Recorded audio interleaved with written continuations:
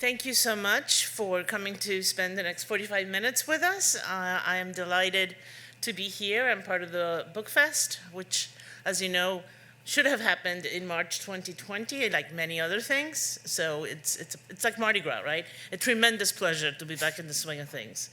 My name is Ana Lopez. I am a professor here at Tulane in the Communication Department, which I also chair. But my claim to fame to be in this panel is that I also run the Cuban and Caribbean Studies Institute at Tulane, which is part of the Stone Center for Latin American Studies.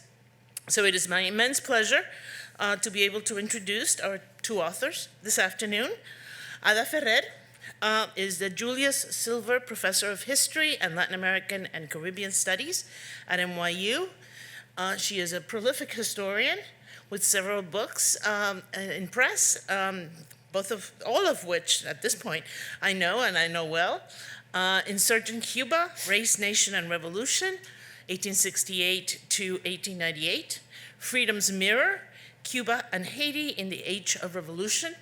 And Cuba, An American History, which was published by Scribner last year, in 2020. 2021. In 2021. And so I'm glad the book fair was postponed. Right. And is the book we're going to talk about today. Laura-Zoe Humphreys is my colleague in the Department of Communication here at Tulane, where she is an assistant professor. She's also an affiliate of Cuban and Caribbean Studies and of the Stone Center for Latin American Studies. And her book is called Fidel Between the Lines, Paranoia and Ambivalence in Late Socialist Cuban Cinema, from Duke University Press. This is her first book, and a very brilliant book at that. So as was mentioned in the title of the session itself, this session is about Cuba, and it is both about its past and its present. I think one of the fascinating things about both books, each of which is unique in its own way and addresses very different audiences and facets of Cuba, is that both have cover historical span, but both also end very much in the present, in a very unsettling and unstable present in terms of particularly U.S.-Cuba relations. So both of them end their books at the moment in which Trump became president, ended the openings that Obama had established during his second term, and then Biden was elected, and well, nothing has happened in that particular facet of the world. I think one of the things for me that the books highlight is how they talk to each other in some ways.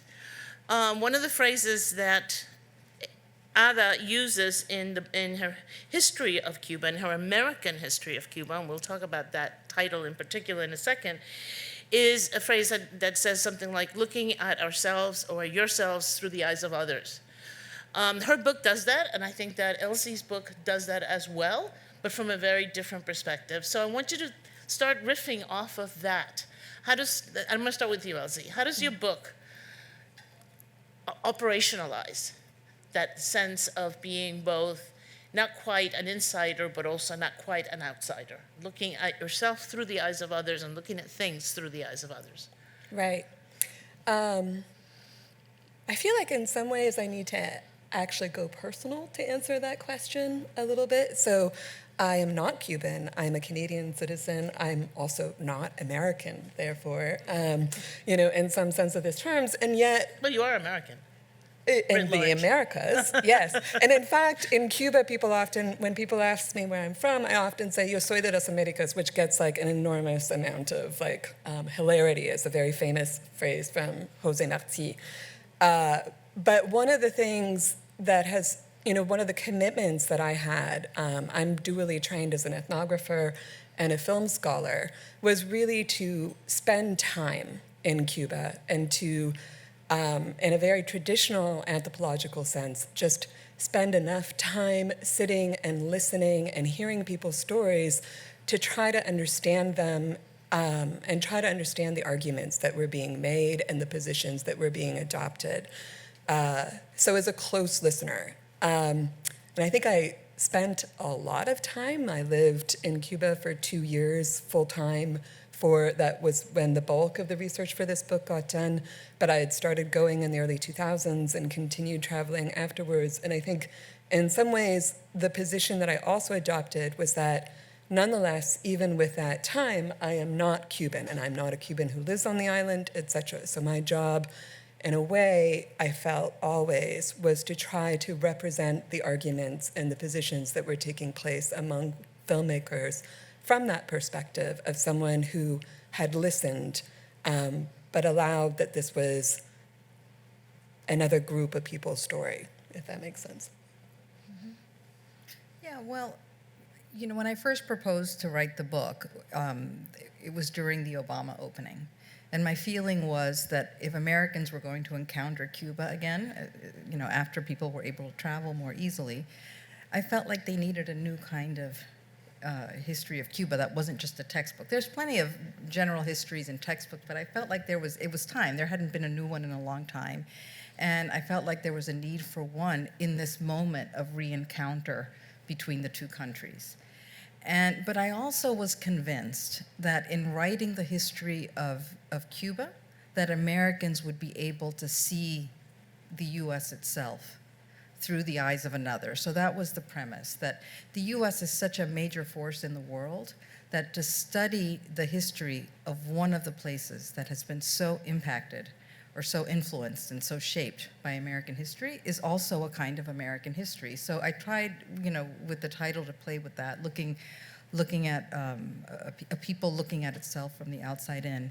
So that's one aspect of the answer to that question. The other is also really personal, which is that I was born in Cuba, raised in the U.S., spent much of my childhood translating for my parents. So it's the position of many immigrant children in other languages. You grow up being the resentful translator, and then eventually, sometimes you kind of embrace the role. And at some point, I was born in Cuba, left at the age of 10 months, and went back for the first time in 1990, and then continued to go back pretty much every year after that. And I realized that at some point, I had become, I don't know if without meaning to or meaning to, I had become kind of a translator, not just for my parents anymore. That, in a sense, I was translating Cuba for Americans, and I was also translating the U.S. for Cubans. So it was that perpetual betwixt and between liminal space. But I kind of love that. I'm drawn to things that don't fit easily in boxes and in categories, and I like shifting between them. And so that was also part of the appeal of the title, that you hear it and you think, well, what does that actually mean, Cuba and American history? So. But you know what's fascinating is that in your previous work, which I've taught and I know well, I mean, I always identified you as a historian of a particular period of Cuban history and of a particular phenomenon in Cuban history. You're a historian, you have been a historian of race relations in Cuba at a particular point in those crucial years at the end of the Wars of Liberation and the beginning of the Republic. So when I saw Cuba and I saw its heft, because it is a hefty 900-page book. No, not that much. My Kindle edition is. Okay, all right. Because I kept scrolling. It went up to 900. Don't get scared. No. Is the absolute amazing challenge that you took on to take the history of from pre-Columbian Cuba to Trump, and do it all in a book in a way that is absolutely accessible and wonderful to read. I was so impressed by your ability to tell the narrative, tell the history properly so, and even with footnotes in a mass market book, right? But also weaving in personal stories, individuals' names that are not recorded anywhere, they just happen to know and have unearthed. For a while there, when I got to the chapter on the Civil War, and I saw that you had found Loreta, what's her name? Velázquez. I was amazed, right? Yeah. Because very few people know about Loreta Velázquez. Yeah. Loreta Velázquez was a Cuban woman who lived in New Orleans and decided she needed to join. She needed to fight in the Civil War, and on the Confederate side. On the Confederate side, and passed as a man to join the war. And we had a Rockefeller fellow here who was with the Stone Center many years ago, who actually did a film about Loretta, which is the only reason I know about this. I am not a historian. But anyway, little details like that that really enliven the text so well. And I wanted to ask you about your method. How did you do this? Yeah. Well, I mean, I knew I didn't want it to be a textbook. I didn't want it to be dominated by abstract social forces or a list of political parties, so it begins to read like an alphabet soup of initials. I didn't want that. I wanted something much more human. And I mean, I've tried to do that in all my books, but as you said, it's harder if if you're doing all, like if I'm just focusing on 30 years, it's easier to find those stories and those characters. I'm focusing on more than 500. So that was a little bit harder, but that also made it fun. So I decided, in terms of the method, I just would, I read like a maniac. I drew on research I'd been doing already for 30 years, and I just wanted, I would just be drawn to a particular story or a particular character, and then I would run with it, like, There's one chapter, if I could just say a little more, chapter 9, which begins with the inauguration of Franklin Pierce in Washington, D.C. in 1853. And the reason I started there, one reason I started there, which I would have never foreseen, is that it turns out his vice president, William Rufus King, was not present for the inauguration because he was on a Cuban sugar plantation, dying of tuberculosis, and was allowed to take his oath of office as Vice President of the United States on a Cuban sugar plantation in the middle of the harvest. And you think that, I don't care about William Rufus King in particular, but it's just such an amazing story, and it's a story that gets to these, the links between the systems of American slavery and Cuban slavery. It gets also to the question of American imperial ambitions regarding Cuba, the desire to annex it to the U.S. as a slave state. So I feel sometimes like you don't want to tell a story just for the sake of the story. You want the story to carry, illustrative and interpretive weight. And so that's what I tried to do. It's wonderful. And I'll see, in many ways, your book accomplishes a similar feat, because we've all read ethnographic accounts of people X, Y, or Z, and we've all read critical analysis of film X, Y, or Z. But doing the two together presents particular challenges. Let's talk about that. I think, I don't think, this is really my first book, so this is also a book that came, that formed itself in graduate school. Perhaps in graduate school I was not being particularly strategic or aware of the fact that there are such things as disciplinary divides. And like I said, I was dually trained in these two disciplines, and then just decided, here's this project and this is what I'm going to do. And it actually was a very complicated process to figure out, what does it mean to do ethnographic work with film? And there would have been very canonical ways or traditional ways of doing this, which would have, for instance, included saying doing an ethnography of production. That would have been something that would have made sense, retrospective LZ. And I did actually sort of put those methods into play. I hung out a lot on film sets and was really there. I was kind of everywhere I could possibly be while trying not to be annoying, which if any of you have ever tried to do ethnography, then you know that is actually the art of ethnography, is to be in places while also respecting people's limits and boundaries.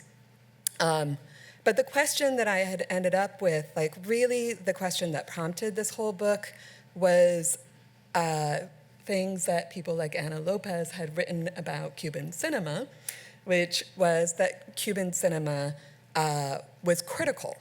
And thinking about what it meant for film to be critical in a state socialist society is a very productive and tense question. And actually this speaks back to that first question that you had as well, is that, I really, writing from the United States, even despite my own affiliations, I did not want to be writing a book that was about how censored Cuban cinema was. I was interested in what it meant for state socialist cinema to be critical. And part of what I found almost immediately was that invariably there were these sort of tensions between people talking all the time about how critical the latest film was, and then saying, well, no, really it's propaganda for the state, even though it is critical, or really it's actually just marketing, like, it's poverty porn or like socialist porn for the global market. And in the end, the ethnographic work that I did was trying to get at those sort of tangled paradoxes. So spending a lot of time getting oral histories from filmmakers around what sorts of things had gone into the making of films. So in fact, I did end up, I told someone the other day, I realized at the end of the book that I had written a book about censorship, but that was not the starting goal. So it ended up being those oral histories, what had gone into the making of the films, but also what had gone into the circulation of the films, and then what had shaped the reception. So in terms of bringing film analysis and ethnography together, it was really trying to think about films as more than just a self-contained text, but as a social process, and that the ethnographic work was revelatory in order to allow me to see how these films were often becoming, centerpieces in debates about really crucial political issues in Cuba around freedom of speech, values, filmmakers holding on to revolutionary values while also being very critical of the state, for instance. In your book, Elsie, you use a phrase at one point that you yourself, in the narrative you're telling, in the story you're telling, you say, I've heard myself say this many times. Cada vez que vengo a Cuba, each time I come to Cuba.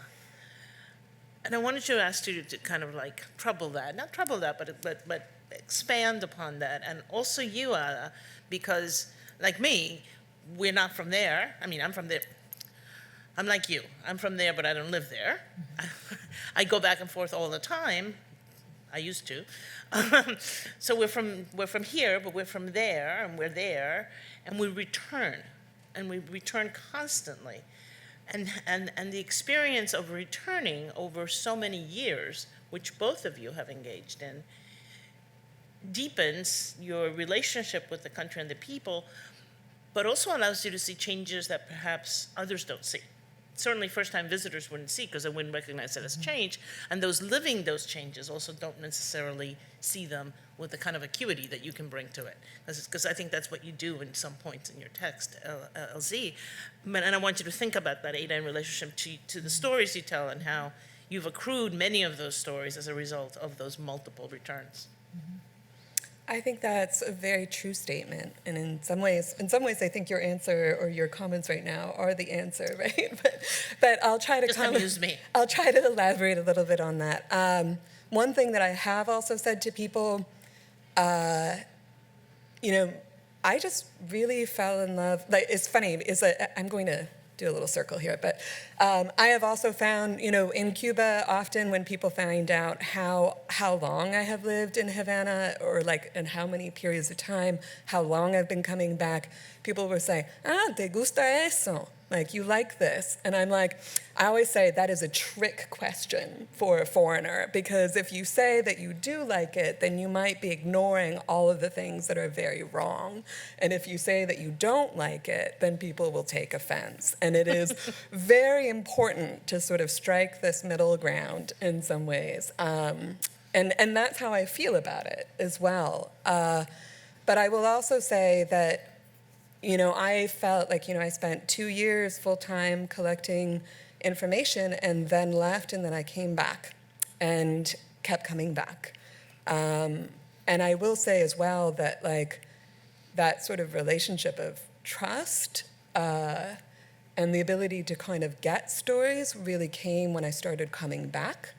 There was this moment, as a friend of mine said the other day, that was when I felt like people understood, or I understood, that, estoy comprometida, that there is a compromiso or a commitment there for me.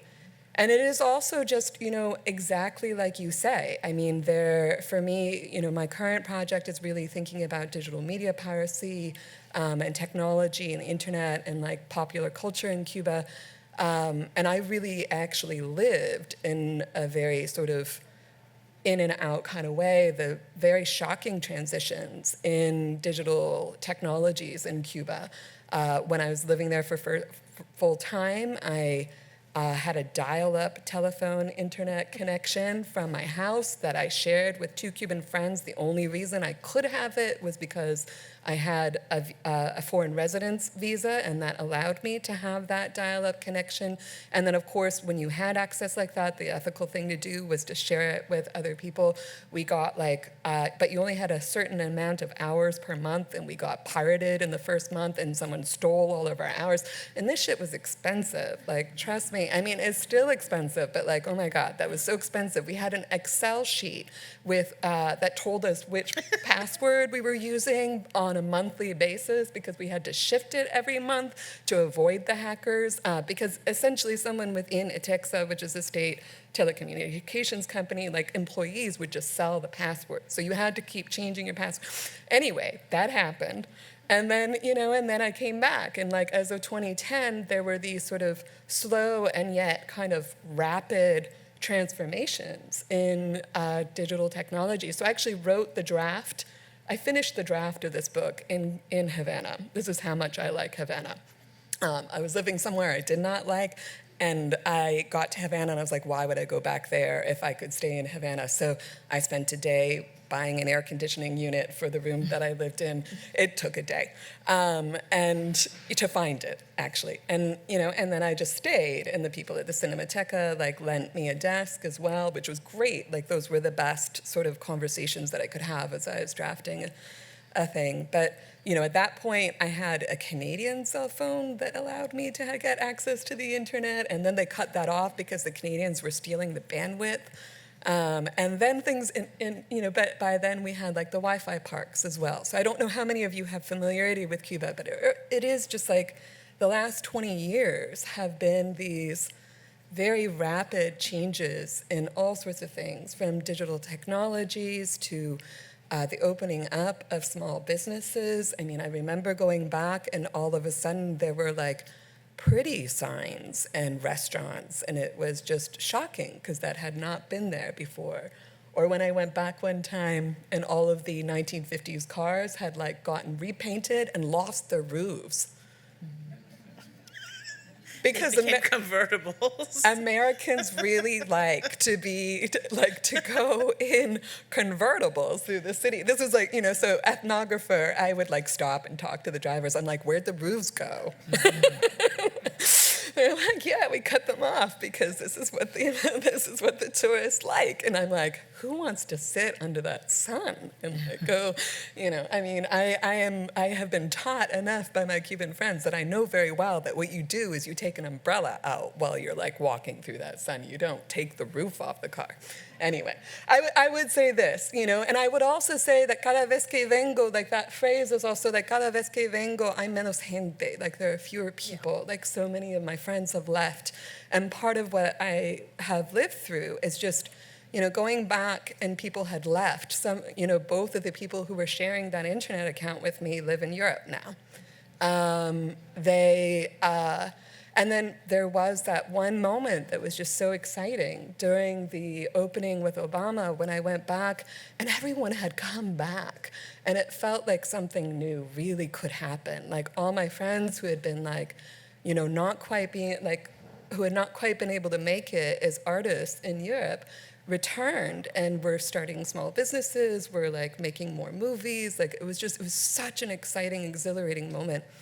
And then, I was on WhatsApp with a friend the other day, and people I thought would never leave, people who were the most successful artists in Cuba have left now.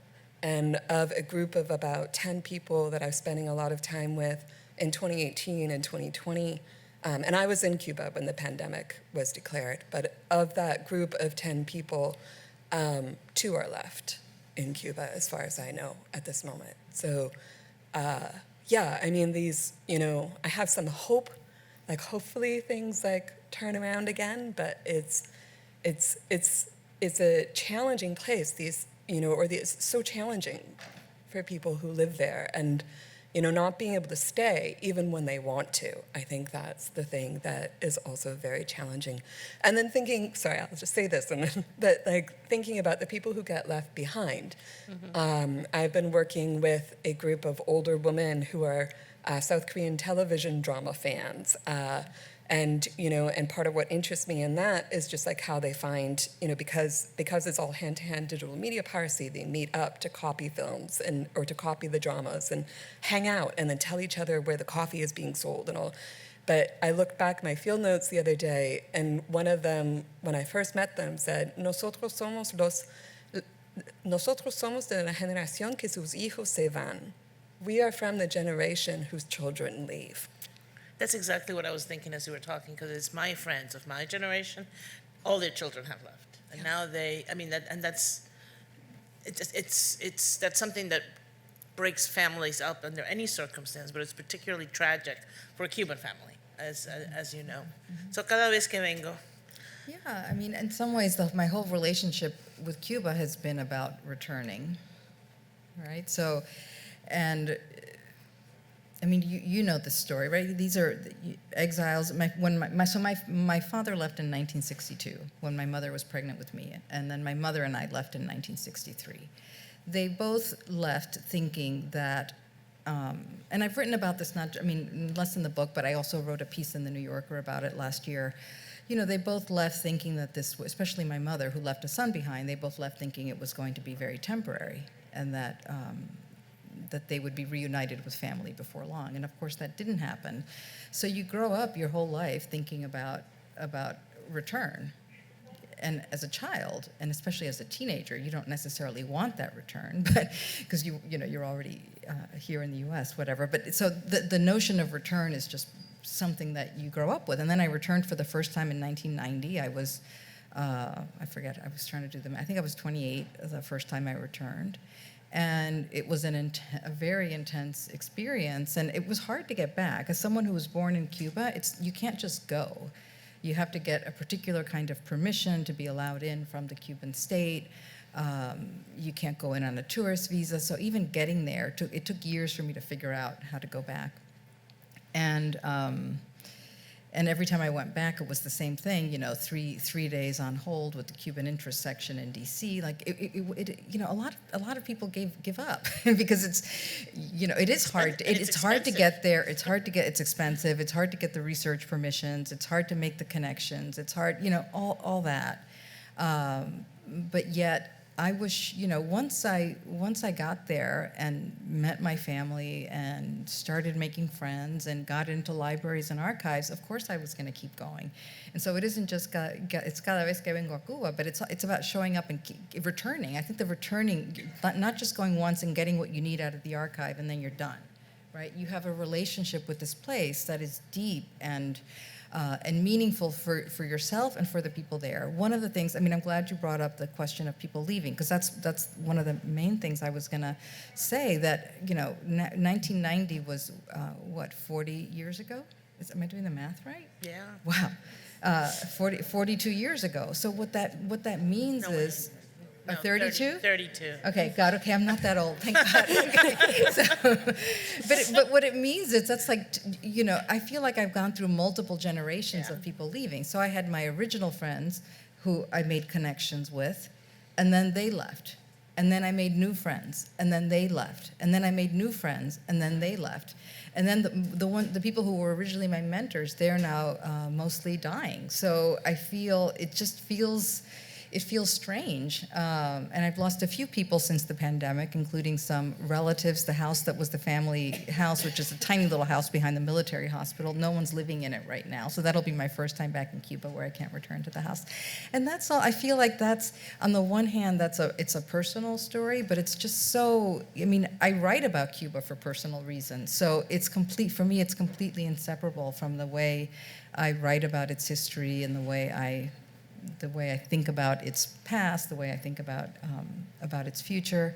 And then one more thing about the thing you mentioned about seeing how it's changed in a way that, from going for so long, it has changed so much in the time I've been going. And so that one of the things also that made me want to write this book was the idea when Obama initiated the opening and Americans started saying, I want to go to Cuba before it changes.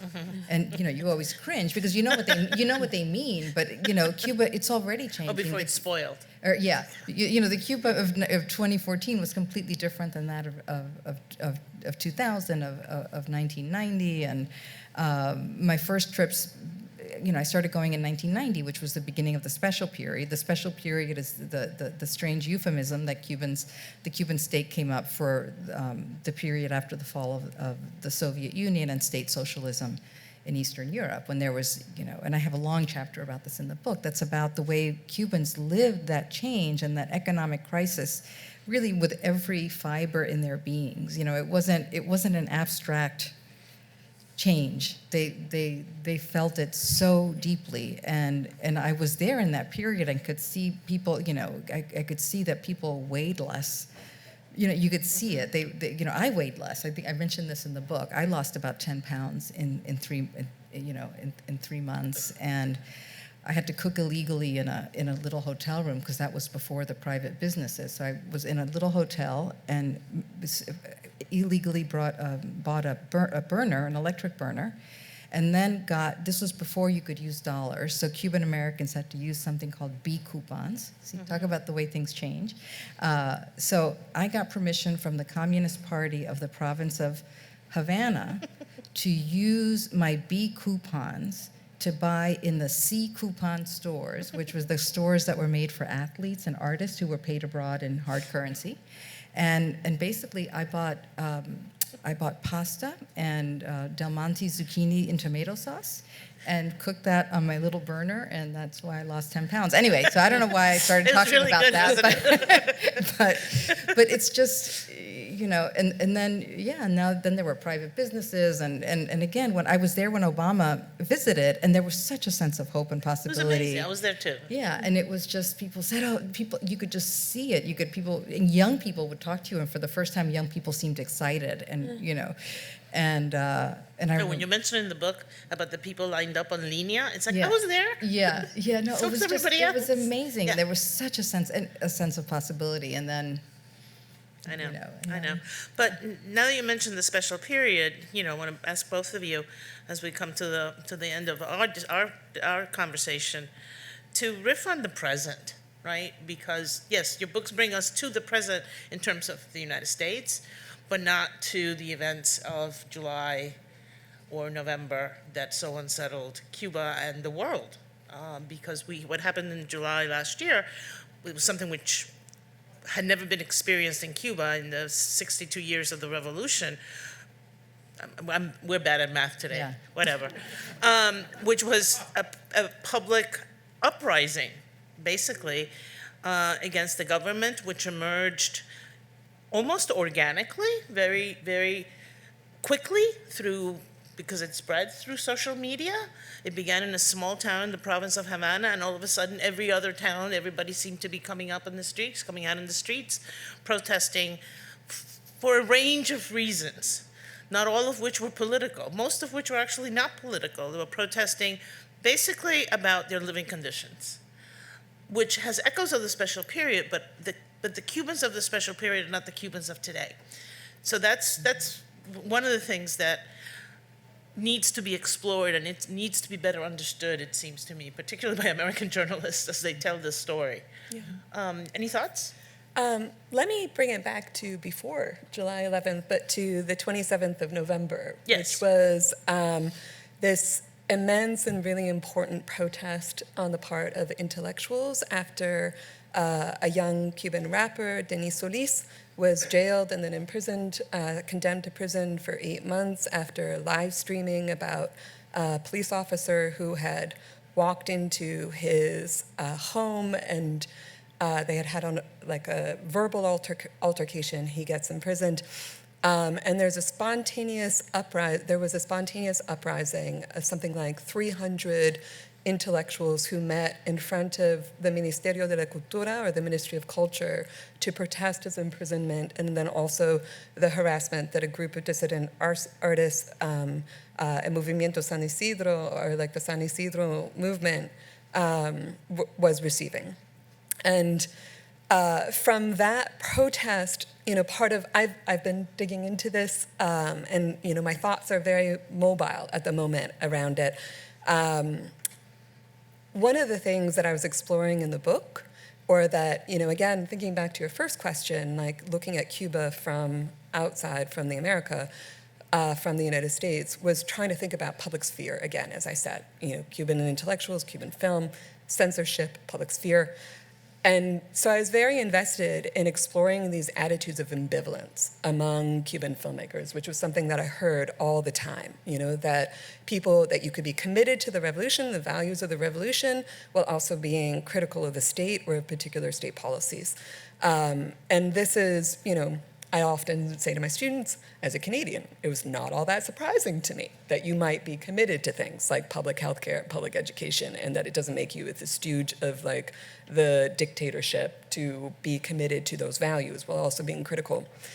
In the book, I was interested in how that ambivalent position gets dissipated, gets lost, because it's such a politically polarized context, both how the United States talks about Cuba, how Cubans talk to Cubans. It's such a politically polarized atmosphere that this middle ground is constantly being remade into, are you for or against the revolution, for or against the state? This uprising on the 27th of November, I think, is important in as much as I'm seeing that some of the willingness to stay within the revolution is getting lost on the part of intellectuals. They might still feel this commitment to values, but there is an increasing willingness to just stand up against the state, an increasing emphasis on standing up against the state. And coming in person and protesting in that way is just, it had not happened before. This is a really important moment. That said, the aftermath of it has also been that in the wake of July 11th, a lot of the artists and intellectuals who were very much involved in that movement have ended up having to leave after a great deal of political persecution and harassment. I'm also interested in the state responses to this, and I see talk about fake news circulating a great deal, so that the state, perhaps not dissimilar to tactics that are used here, right? Like Trump, anybody who doesn't agree with him is fake news. For the Cuban state, all of these intellectuals and artists who are using digital technologies and saying things or like reporting in this way, that becomes fake news that, state television promises to unveil for you.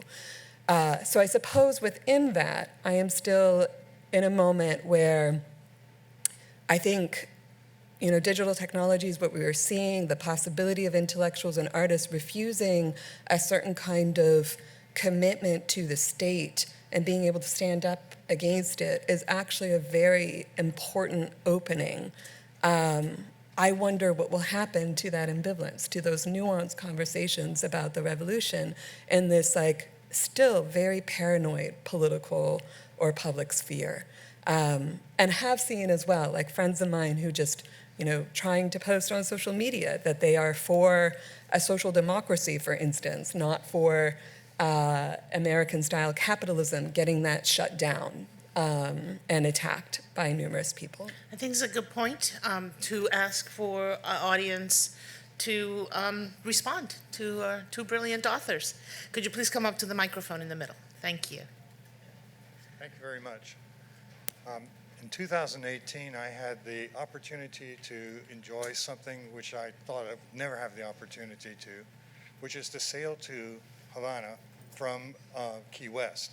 I was part of a flotilla. We were sailing in boats, and we went out there and we participated in races with the local Cubans. What we found was a very warm group of people who were very welcoming. But one of the things I also noticed is, and I want to tie it into something you mentioned a moment ago, Yes, they still have the 1950s cars on the Malecon, and they have tractor engines in them now because the engines are long gone. But the young people are driving around in motorcycles that are electric, fully electric. They don't manufacture them there, I'm pretty sure. I see this as a metaphor for an evolution that's taking place, maybe only amongst the younger people and not so much others. What I would like to hear is, can you share a vision that you might be crafting of your own of what the future looks like? Maybe across generations, maybe across attitudes, but where do you think Cuba will be in 10 years? And how can we relate to it if we can get back there again? Thanks. I don't know why everyone is looking at the historian for the answer about what's happening Because you have in a the crystal future. No, I don't know where it's. I mean, there's too many things up in the air, right? I mean, if we've learned anything in the last 2 years, it's that it's impossible to predict what's going to happen. But The book points to a certain direction. To a certain direction. So I want to say something about youth, because you asked specifically about youth, and you brought it up in relation to 2011, the protests of July 11th, and I think it's important for people to realize that over a third of the Cuban population today was born after the fall of the Soviet Union. So Cuban young people, more than a third of the population in Cuba has really never lived in a country not at some level of crisis. They've never lived in a country where they didn't need foreign currency to be guaranteed a comfortable life. And I think that's a major difference between the protest recently and the protest of the special period, that people are 30 years more tired of crisis and sacrifice, et cetera. So that's an answer more about the past than the future. I think in terms of where we go, so much will depend on how the U.S. responds. And I mean, I know how I wanted to respond. I know I wanted to go back to an opening, right? To an opening between the two countries. But I think there's also the question of the relationship of not just the relationship between Cuba and the U.S., but the relationship of the Cuban state to the Cuban people. And we can't ignore that relationship as well. And so far, what we've seen does not inspire much confidence. The state's response to the protest was brutal, and the way it responded to the possibility of another protest in November was one of the most. Anyway, I don't want to go on and on, but there was an image of one of the protesters who's since left, who was not given permission to stage a march, and so he decided that he would march alone the day before the scheduled march with a white rose in his hand. And the state just surrounded his house, didn't let him leave. You could see him through the louvers of his window holding the white rose, and then the state had people drape a Cuban flag to cover him. And just the image was just so telling. So I think about that, and I think, what does the future hold? I don't think it's good. So I'm not that optimistic right now. Yeah. Yes? Hi. So you mentioned that state-sanctioned media in Cuba could remain critical of the regime while still holding true to values. And I was just wondering if you could elaborate in how else does it differ from other state-sanctioned forms of art, such as socialist realism in the Soviet Union? How else does it differ from that? Or and how did those differences sort of come to be? Right. I mean, I'm not sure that, right now I'm actually also, I sort of got a pandemic project that is working on transnational bureaucrat comedy, so I've ironically been spending some time looking at Soviet kind of arguably socialist realist bureaucrat comedies, and at least in the 60s, there are these like very critical Soviet films as well. So I think, in fact, that's a great question, and a lot of this is just really asking ourselves, particularly perhaps it's my positionality, but I question whether or not the United States is really the bastion of freedom and free speech that it thinks it is. And so sometimes my writing about these things is really an effort to show that these places that the US uses, almost only cares about as an example of how the US is so superior, in fact have much more subtle artistic public sphere dynamics than what they get cast as.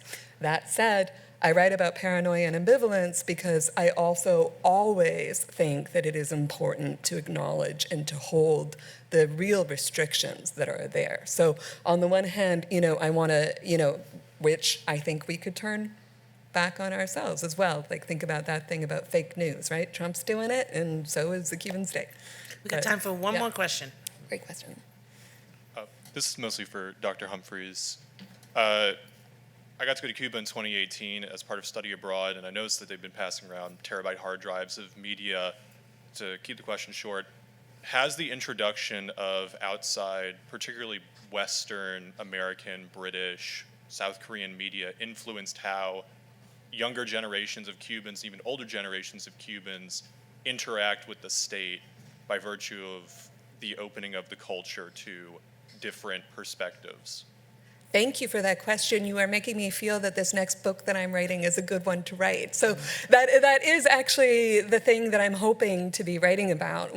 One of the things that I would say is that these openings to transnational entertainment, it's not just American media that, and often it's not really even American media that is causing the most sort of interest or controversy on the part of the state, but rather things like reggaeton, caso cerrado, so Cuban-American reality TV shows, that's a kind of, and then South Korean media. And one of the things that I was working through with K-pop, for instance, and young people, is thinking about how, if anybody's a K-popper here, I think I'm starting to get it, and how K-pop is a neoliberal cultural industry that is predicated on criticizing neoliberalism. So BTS offers young people around the world a sense of both, you can be it, you can make it, you can be that successful, enterprising self, and things are horrible, we get you. It really is very precarious. And also you're gonna do it through the love and support of your friends. And so I was interested in looking at this in Cuba and how Cuban youth, really sort of, I think in socialism, you can almost see that even more acutely, right? Because they're attracted to the promises of modernity, to the hard work, and then those promises of solidarity still really resonate. So I do think we are seeing through these entertainment forms a reevaluation of what the ideal life would be.